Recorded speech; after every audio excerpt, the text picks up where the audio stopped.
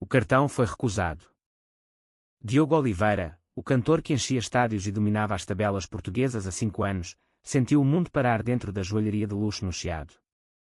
A funcionária repetiu com voz baixa: "Desculpe, senhor, o pagamento foi declinado." Ele sorriu como sempre fazia nas entrevistas, aquele sorriso perfeito que vendia milhões, mas por dentro o pânico já gritava. Como era possível?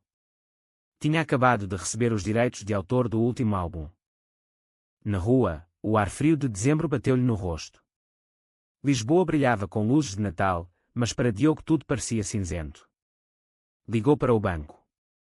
A voz do outro lado foi seca: "A conta foi bloqueada por ordem judicial, Sr. Oliveira." Fraude fiscal e branqueamento de capitais. Fraude. Branqueamento.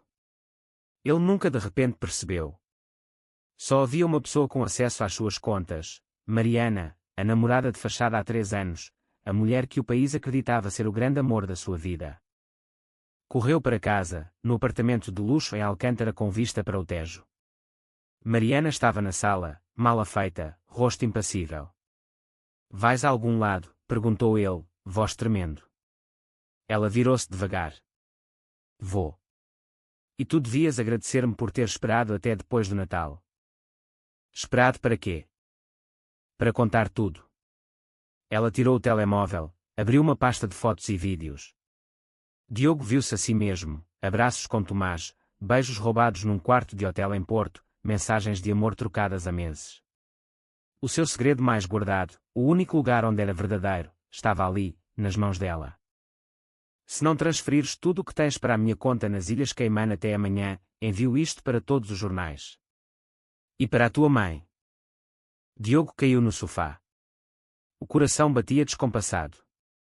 Não era só o dinheiro, era a vida inteira construída sobre mentiras. Ser o astro perfeito, heterossexual, católico praticante, filho modelo. Se aquilo saísse, tudo desabava. Mariana saiu porta fora sem olhar para trás. Na mesma noite, do outro lado da cidade, em Alfama, Sofia arrumava o pequeno café que herdara da avó. Aos 25 anos, era lésbica assumida numa família conservadora alentejana que quase a deserdara. Trabalhava até tarde, ouvia fado antigo e tentava esquecer a ex-namorada que partira para Londres. O telemóvel vibrou. Uma mensagem desconhecida: "Preciso de ajuda." "É sobre o Diogo Oliveira. Encontro-te amanhã no café. Mariana." Sofia franziu o sobrolho. Conhecia Mariana das revistas, a namorada perfeita do cantor. Por que raio lhe escrevia a ela, uma simples empregada de café que mal saía no Instagram local? No dia seguinte, Mariana apareceu de óculos escuros apesar do céu nublado. Sentou-se ao balcão, pediu um galão e falou baixo: "Eu sei que és gay. Vi-te no período do ano passado. Preciso que publiques isto." Entregou um pendrive. São provas de que o Diogo é gay. Está com um homem chamado Tomás há meses. Quer que o mundo saiba antes que ele me destrua. Sofia sentiu o sangue gelar. "Porque eu?" "Porque és assumida e tens um blog pequeno sobre histórias LGBT. Vais acreditar em mim. E vais querer justiça." Mariana saiu, deixando o pendrive em cima do balcão como se fosse uma bomba relógio. Sofia não dormiu essa noite. Abriu os ficheiros. As fotos eram reais.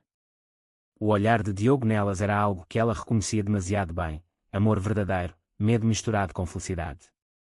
Mas também havia mensagens de Mariana a ameaçar Tomás, provas de que ela chantageava Diogo há semanas.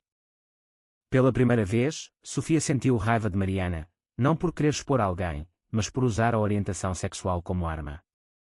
Decidiu que não publicaria nada. Em vez disso, procurou o contacto de Tomás nas redes. Encontrou Tomás Ribeiro, fotógrafo freelance, 28 anos, perfil discreto. Mandou mensagem: "Preciso de falar contigo. É urgente e é sobre o Diogo." Tomás respondeu em minutos: "Onde?" Marcaram encontro no mirador da Senhora do Monte ao fim da tarde. Quando Tomás chegou, Sofia quase não respirou. Era alto, cabelo escuro ligeiramente revolto, olhos castanhos cheios de preocupação. "Tu és a Sofia? Como sabes do Diogo?" Ela entregou-lhe o pendrive. A Mariana deu-me isto para publicar. Mas acho que ela está a manipulá-lo. Quero ajudar. Tomás sentou-se no banco, rosto pálido. Ele terminou comigo ontem. Disse que era perigoso demais, que a Mariana descobrira tudo. Eu amo, mas ele tem tanto medo, a voz quebrou-se. Sofia pousou a mão no ombro dele, num gesto solidário. Eu sei como é ter medo. A minha família quase me expulsou quando assumi. Mas destruir a vida dele assim não é justiça. Nesse momento, o telemóvel de Tomás tocou. Era Diogo. Onde estás? Preciso de ti. A Mariana bloqueou as minhas contas, ameaçou contar tudo, estou perdido. Tomás olhou para Sofia. Vais comigo? Ela assentiu. Algo maior estava a começar. Diogo esperava-os num café vazio em Belém, encostado à parede como se quisesse desaparecer. Quando viu Tomás, os olhos encheram-se de lágrimas imediatamente. Abraçaram-se com força, sem se importarem com quem pudesse ver. Sofia sentiu-se intrusa, mas ficou. Quem é ela? Perguntou Diogo, voz rouca. Uma aliada, respondeu Tomás. Salvou-nos. A Mariana queria que ela publicasse tudo. Diogo sentou-se, mãos tremendo. Eu não aguento mais esta mentira. Mas se sair agora, perco tudo, contratos, família, fãs, a minha mãe é da velha guarda, vai ter um ataque. Sofia falou com calma, eu sei o que é perder família. Mas também sei o que é viver escondido. Um dia o preço torna-se demasiado alto. Diogo olhou-a realmente pela primeira vez. Havia algo na voz dela, firme, mas cheia de cicatrizes, que o acalmou. Como te chamas? Sofia. Trabalho num café em Alfama. Nada de especial. Salvaste-me a vida. Isso é tudo menos nada de especial. Nessa noite, os três ficaram horas a falar. Diogo contou como conhecera Tomás num festival de fotografia no Porto. Um olhar trocado, uma conversa até de madrugada, e de repente o mundo fez sentido pela primeira vez. Mas o medo sempre vencera. Contratar a Mariana como namorada oficial para calar rumores. Pagava-lhe para manter a farsa. Eu pensava que controlava tudo, confessou. Mas ela começou a pedir mais dinheiro, mais viagens, mais mentiras. Quando descobriu sobre o Tomás, virou arma. Tomás segurava-lhe a mão por baixo da mesa. Não precisas de escolher entre mim e a tua carreira. Podemos encontrar outro caminho. Mas Diogo abanou a cabeça. Não há outro caminho. Ou continuo a mentir ou perco tudo. Sofia interrompeu, ou assumes o controle da narrativa. Publicas tu mesmo, no teu tempo, do teu jeito. Os dois homens olharam-na espantados. Estás louca? Disse Diogo. Seria suicídio profissional. Ou libertação, respondeu ela. No dia seguinte, as notícias explodiram. Diogo Oliveira envolvido em escândalo financeiro, contas bloqueadas. Os jornais falavam em investigações, possíveis crimes. Mariana dera entrevistas anónimas a tabloides, insinuando segredos muito maiores. Diogo recebeu uma chamada da mãe, de Amélia, de Évora. Filho, o que se passa? Dizem coisas horríveis, a voz dela tremia. Mãe, eu vou explicar tudo. Mas preciso de tempo. Tempo. A família está a ser humilhada. Vem cá a casa agora. Diogo desligou, rosto branco. Tomás abraçou, vou contigo. Não. Se ela te vir. Então vou sozinho enfrentar o quê? Não. Somos nós os dois ou nenhum. Sofia ofereceu-se para conduzir. Partiram para o Alentejo num carro emprestado, estrada longa e silenciosa. Chegaram à herdade familiar ao entardecer. D. Amélia esperava à porta, braços cruzados, rosto endurecido pelo orgulho alentejano. Quando viu Tomás descer do carro ao lado do filho, franziu o sobrolho. Quem é este? Diogo respirou fundo. Mãe, este é o Tomás. A pessoa que amo. O silêncio foi tão pesado que se ouvia o vento nas oliveiras. D. Amélia empalideceu. O quê? Isso é uma brincadeira de mau gosto. Não é. Nunca amei a Mariana. Era tudo mentira. Eu sou gay, mãe. Ela levou a mão ao peito, cambaleou. Diogo correu a ampará-la. Desculpa. Desculpa tanto. D. Amélia sentou-se nos degraus da entrada, lágrimas nos olhos. Todo este tempo mentiste-me. Menti ao mundo inteiro. Incluindo a ti. Tinha medo de te perder. Ela olhou para Tomás, que se mantinha respeitosamente afastado. Depois para o filho. E agora? Vais contar ao mundo? Ainda não sei. Mas não aguento mais esconder. Nessa noite, D. Amélia não falou mais. Fechou-se no quarto. Diogo e Tomás dormiram no quarto de hóspedes, abraçados em silêncio, ouvindo o relógio antigo bater as horas. De madrugada, Sofia recebeu uma mensagem de um número desconhecido: se não publicares as provas até amanhã, eu publico. E digo que o Diogo é pedófilo. Mariana. O coração de Sofia parou. Mariana estava a escalar a loucura. Sofia mostrou a mensagem aos dois homens logo de manhã. Diogo ficou lívido. Pedófilo. Ela enlouqueceu. Tomás apertou os punhos. Temos de parar isto. D. Amélia apareceu na cozinha, olhos vermelhos de chorar a noite toda. Ouviu tudo. Pela primeira vez, falou diretamente com Tomás. Tu amas mesmo o meu filho? Sim, senhora. Mais do que tudo. Ela assentiu devagar. Então ajudem-no. Mas não deixem que essa mulher o destrua. Os quatro sentaram-se à mesa de pinho antigo. Sofia propôs: precisamos de provas contra ela.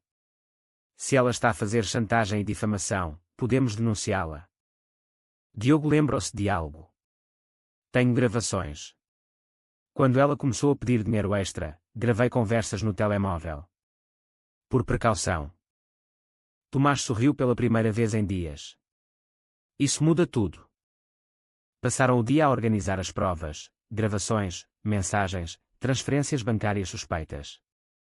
Sofia contactou uma amiga jornalista, Leonor, que trabalhava num jornal sério e era aliada a LGBT. Quero contar a história toda, mas do ponto de vista do Diogo. Quando ele estiver pronto. Leonor aceitou.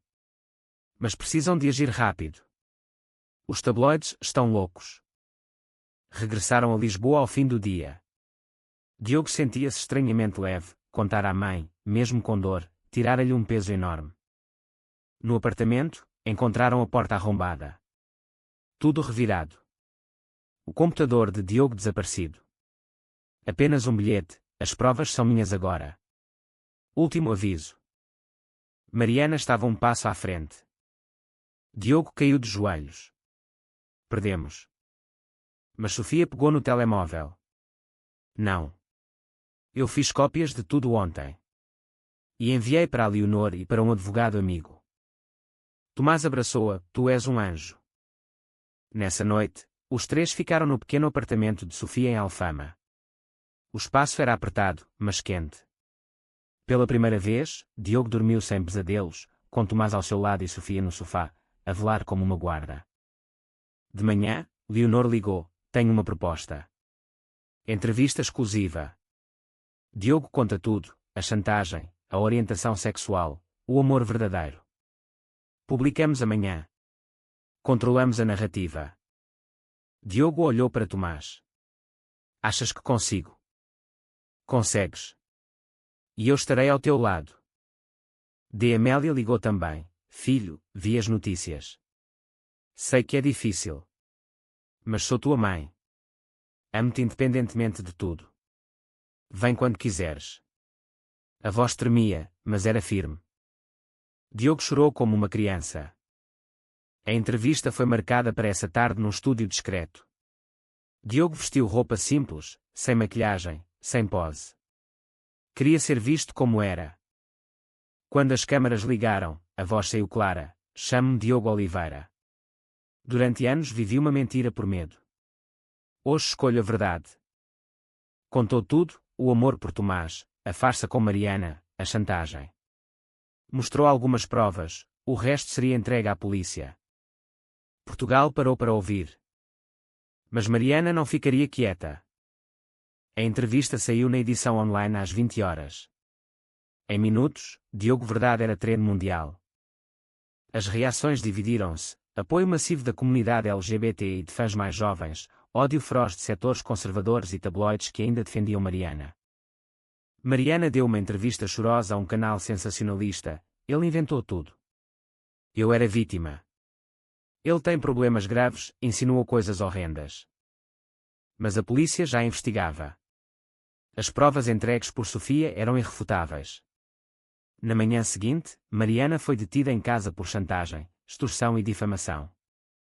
Diogo, Tomás e Sofia viram as notícias na televisão do Café de Sofia. Clientes aplaudiram quando viram a notícia. Uma senhora idosa aproximou-se de Diogo: obrigada por teres coragem, filho. O meu neto precisava disto. Diogo abraçou-a, emocionado. Porém, o preço chegou rápido. Contratos cancelados.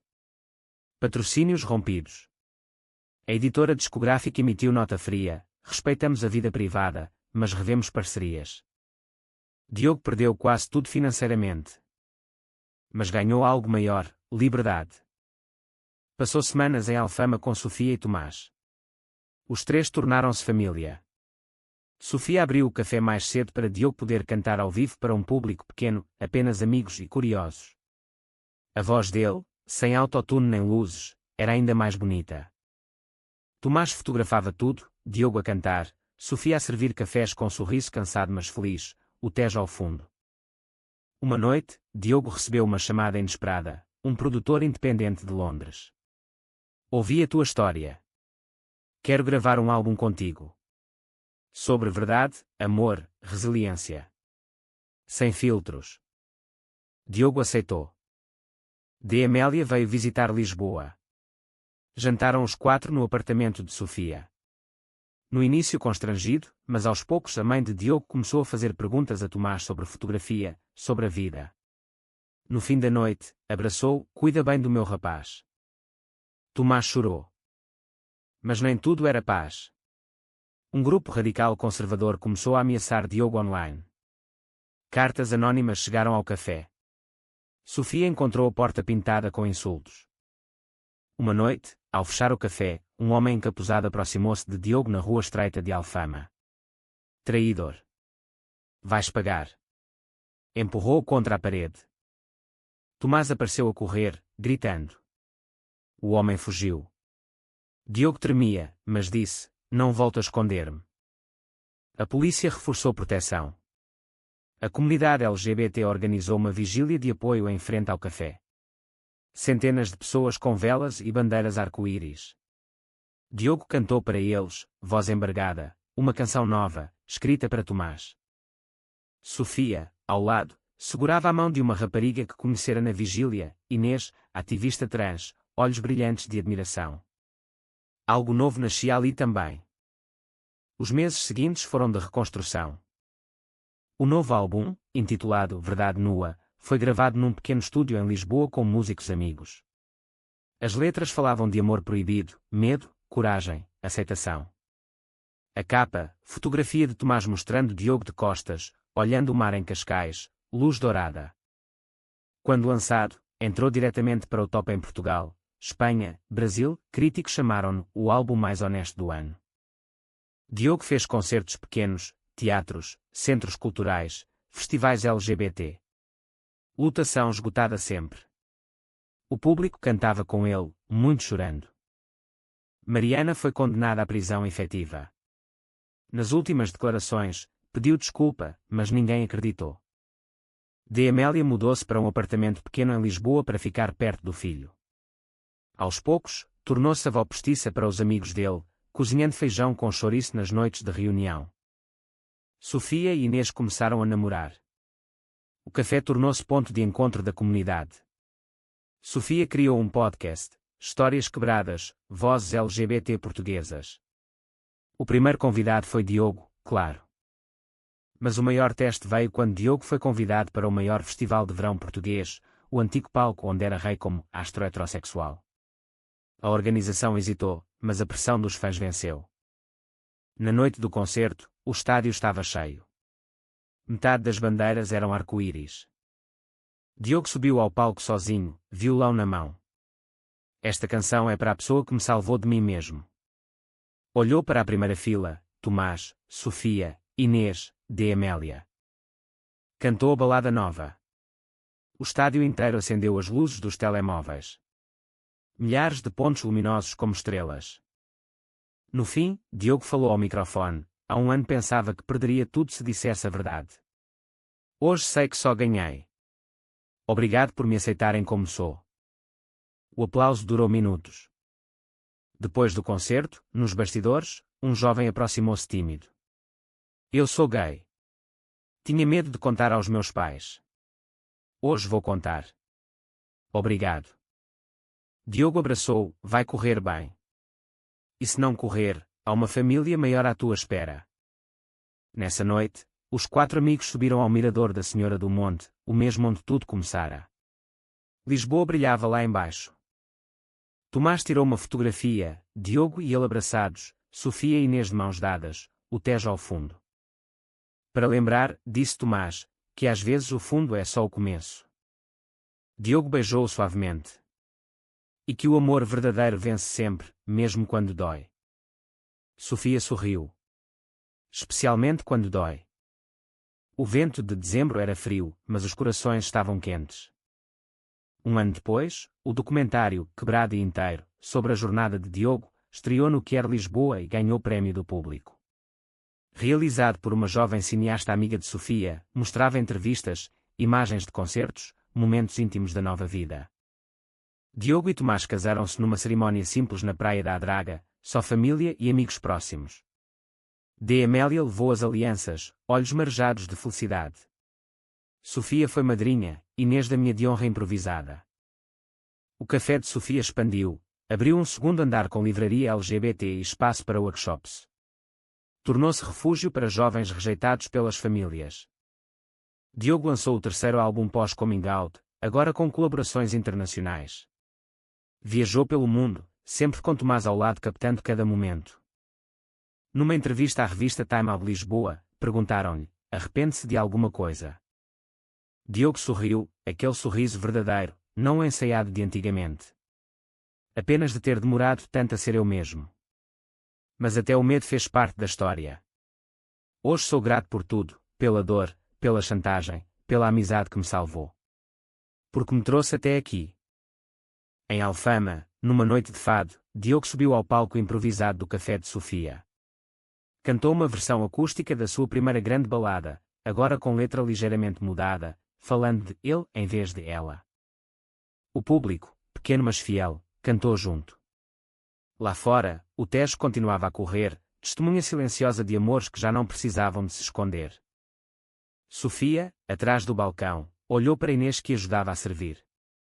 Olhou para Diogo e Tomás de mãos dadas na primeira fila. Olhou para os jovens que ali encontravam coragem. Pensou na mensagem anônima que começara tudo, no pendrive, na ameaça. E sorriu. Porque às vezes, o maior escândalo não é ser quem se é.